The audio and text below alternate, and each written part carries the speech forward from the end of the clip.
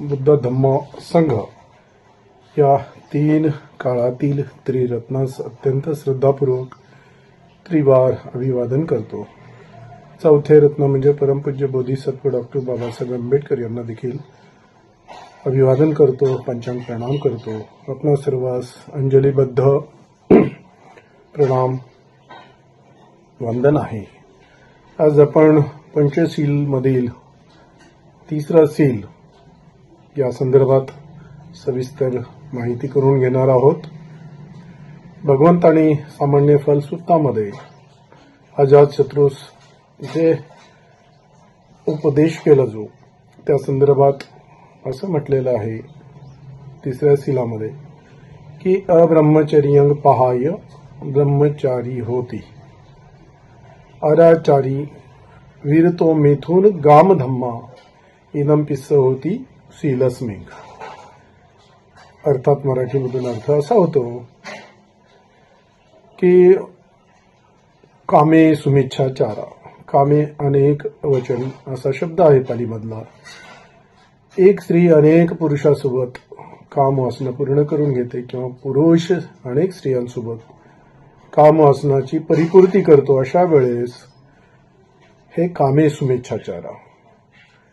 परंतु ब्रह्मचर्य यामध्ये तो एकनिष्ठ पत्नीशी पती असतो किंवा पत्नी पतीशी एकनिष्ठ असते।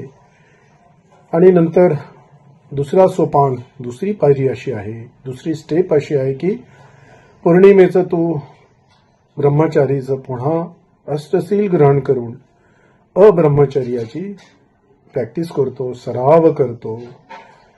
त्या दिवशी शील ग्रहण करण्यापूर्वी तो तिला आपल्या पत्नीला माता म्हणतो आणि पत्नी पतीला पिता म्हणून शील ग्रहण करून अष्टशील पालन करतात। आणि अब्रह्मचर्याचं पालन करून काही काळानंतर दोघेही त्या कार्यातून स्वतःला विमुक्त करून अब्रह्मचर्याचं ब्रह्मचारी होतात। किंवा एखादा ग्रहस्थ किंवा गृहिणी भिक्खू-भिक्खुनी होऊन पूर्णतः ब्रह्मचार्याचं पालन करतात।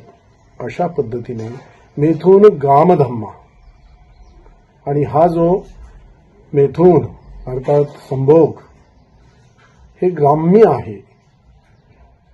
किती कोणी का प्रज्ञावंत म्हणत असेल, विद्वान म्हणत असेल आणि तो जर मिथुन कुकर्म करत असेल तर त्याला वेल सिव्हिलाइज्ड सुसंस्कृत म्हणता येत नाही असं भगवंत म्हणतात।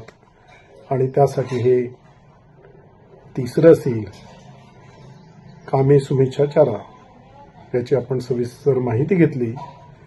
सर्वांनी या पवित्र जीवनाचा अंगीकार करावा, जेणेकरून की आपले कल्याण होईल, इतरांचे कल्याण होईल, संपूर्ण मानव सृष्टीचा आणि एकंदरीत सगळे विषय हा कल्याणाचा मंगलमय मार्ग आहे, सगळ्याच्या मुक्तीचा मार्ग आहे। सगळ्यांचं मंगल हो, कल्याण हो। इथेच आपण थांबू। साधू साधू।